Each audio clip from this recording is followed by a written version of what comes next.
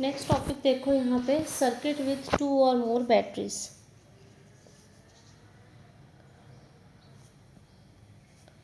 यहाँ पे देखो 10 ओम का रेजिस्टेंस हमें गिवन है, यहाँ पे भी 10 ओम का रेजिस्टेंस गिवन है, यहाँ 5 ओम गिवन है, यहाँ 20 वोल्ट गिवन है, यहाँ 10 वोल्ट गिवन है। ठीक है, सो हमें 5 एम्पियर वाली आर्म में से करंट निकालना है। तो हम क्या करेंगे, इस आर्म में से हमें करंट निकालना है। इसको हमने ज़ीरो ले लिया, ठीक है।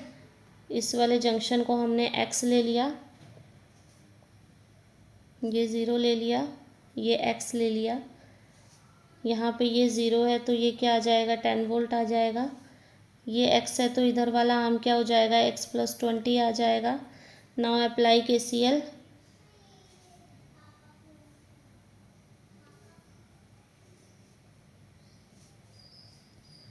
KCL अप्लाई करो एक्स के लिए तो क्या आएगा, x minus 10/10 plus x minus 0/10 plus x plus 20/5 is equal to 0। तो यहाँ पे क्या आ जाएगा, इसको सॉल्व करेंगे तो हमारे पास 4x is equal to -30 and x will be given -7.5 volt. ठीक है, तो इतना हमारे पास x की वैल्यू आ जाएगी। एक बार हमारे पास x की वैल्यू आई तो हम इस वाली x की वैल्यू आ गई तो x प्लस x -7.5 आया तो x प्लस 20 हमारे पास क्या आ जाएगा, -7.5 प्लस 20 12.5 वोल्ट। और इस वाली आर्म में से करंट कितना आएगा, 12.5 माइनस 0 डिवाइड बाय 5, यही होगा ना। देखो यहाँ पे वो इसके इस रेजिस्टेंस के एक एक्रॉस पे वोल्टेज 12.5 वोल्ट है, एक एक्रॉस पे वोल्टेज 0 वोल्ट है। तो करंट क्या होगा, वोल्टेज डिवाइड बाय आर। तो voltage 12.5 minus 0 divide by R 5, तो ये हमारे पास क्या आ जाएगा, करंट इन दिस सर्किट। इसके बाद जो एक टॉपिक है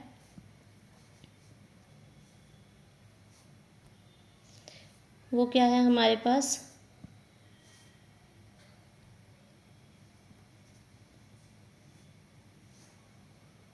EMF एंड सेल ग्रुपिंग।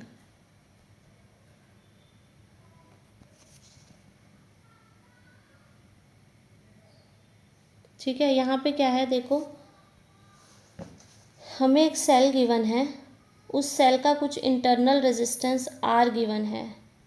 ठीक है, अब ये जो सेल है ये हमें कितनी वोल्टेज देगा, इस टर्मिनल के अक्रॉस कितनी वोल्टेज होगी XY, ये हम कैसे कैलकुलेट करेंगे। सो देखो, VX minus VY same E के इक्वल आएगा। अगर इस ब्रांच में से कोई करंट फ्लो नहीं कर रहा, यानी कि ये ओपन सर्किट में है, कोई करंट फ्लो नहीं कर रहा, तो नेट जो वोल्टेज होगी इसके अक्रॉस, सेल के अक्रॉस, वो क्या होगी, EMF के इक्वल होगी। बट अगर इसमें से करंट फ्लो कर रहा है, यानी कि इसमें चार्जिंग या डिस्चार्जिंग सेल की कुछ हो रही है, सपोज सेल से डिस्चार्जिंग हो रही है, करंट आई इधर को फ्लो कर रहा है, उस केस में हमारा आंसर क्या चेंज हो जाएगा, VX minus VY E minus IR। ठीक है, तो इस टाइप के सर्किट में हमारे पास पोटेंशियल डिफरेंस आएगा E माइनस IR। और अगर हमारे पास ऐसे ही सेल और रेजिस्टेंस है और उसकी चार्जिंग हो रही है, यानी कि करंट की डायरेक्शन E की तरफ है, तो हमारे पास क्या आएगा, VX माइनस VY क्या आएगा, E प्लस IR। उस केस में क्या हो जाएगा हमारे पास, E प्लस IR। सो ये हमारे पास EMF होता है चार्जिंग डिस्चार्जिंग के केस में।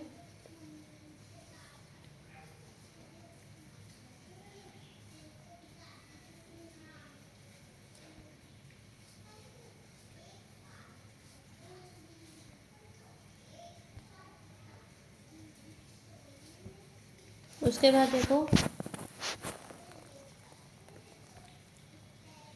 अगर हमारे पास दो सेल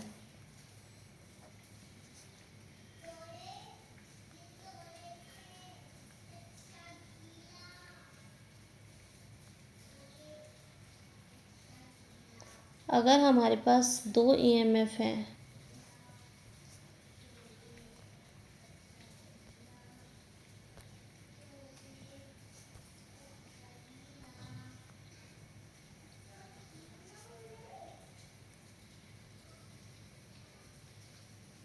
दो सेल्स हैं और दोनों को ऐसे सीरीज़ में जॉइन किया, यानी कि E1 इसका इंटरनल रेजिस्टेंस R1, ये E2 इसका इंटरनल रेजिस्टेंस R2, तो जो नेट ईएमएफ और इंटरनल रेजिस्टेंस या इक्विवेलेंट हमारे पास आएगा तो क्या बन जाएगा, E1 प्लस E2, और इंटरनल रेजिस्टेंस कितना हो जाएगा टोटल, R1 प्लस R2। ठीक है, अब अगर हम इन सेल्स को उल्टे जोड़ दें, जैसे कि ये E2 को देखो मैंने यहाँ पे उल्टा जोड़ दिया,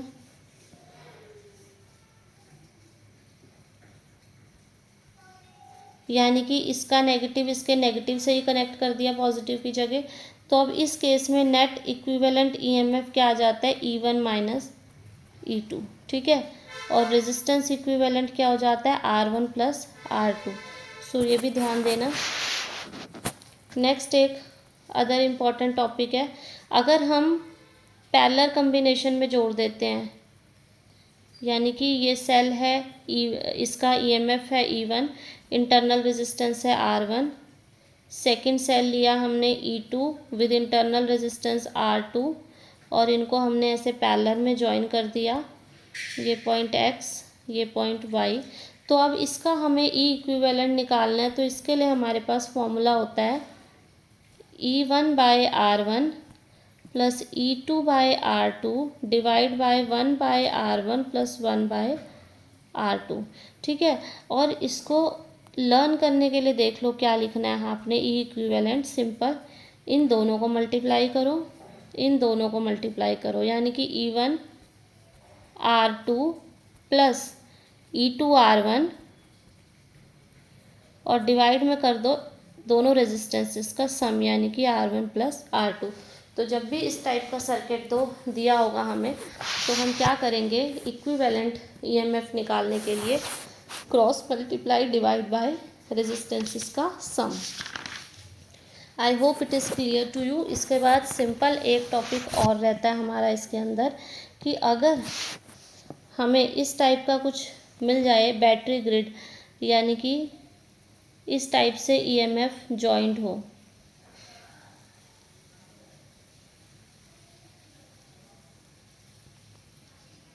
इसका इंटरनल रेजिस्टेंस R, इस सेल का भी इंटरनल रेजिस्टेंस R, ऐसे सबका इंटरनल रेजिस्टेंस R, सबकी ईएमएफ E, और ऐसे ही ER ER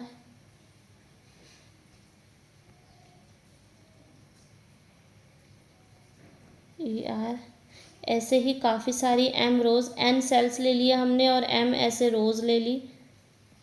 यहाँ पे EMF E, internal resistance R, EMF E, internal resistance R, EMF E, internal resistance R।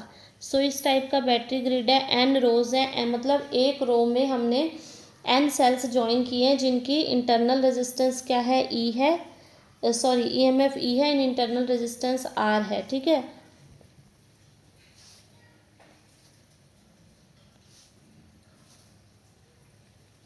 और ऐसे ही हमने क्या करा है, M रोज़ लिए हैं। ठीक है, तो अब इस केस में हमारे पास क्या आएगा, नेट इक्विवेलेंट ईएमएफ जो हमारे पास आएगा वो क्या आएगा, NE। देखो N number of cell join किए हैं, एक का ईएमएफ E है, तो N का ईएमएफ क्या होगा, NE। और हमें पता है पैरेलल, ये किस में है, पैरेलल कम्बिनेशन, पैरेलल कम्बिनेशन में जो ईएमएफ होती है वो तीनों के अक्रॉस सेम होती है, सो क्या होगी, नेट NE होगी। ठीक है, अगर हम इक्वल रेजिस्टेंस की बात करें तो क्या होगा, अगर एक हम लाइन की बात करें या कहो एक रो की बात करें, तो इसमें क्या होगा, हमारे पास एक का रेजिस्टेंस आ रहा है तो N का रेजिस्टेंस क्या होगा, NR होगा, लेकिन हमारे पास M रोज़ हैं तो डिवाइड बाय कर देंगे M, तो इक्विवेलेंट रेजिस्टेंस इस केस में ये होगा। सो ये कुछ बेसिक टॉपिक्स थे जो आप लोगों को पता होना चाहिए करंट इलेक्ट्रिसिटी में। इसके बाद हम इसके क्वेश्चंस डिस्कस करेंगे। ठीक है, सो आई होप ये सब आपको क्लियर है। सो क्वेश्चन शुरू करने से पहले ये 2 वीडियो करंट इलेक्ट्रिसिटी की ज़रूर देखिएगा।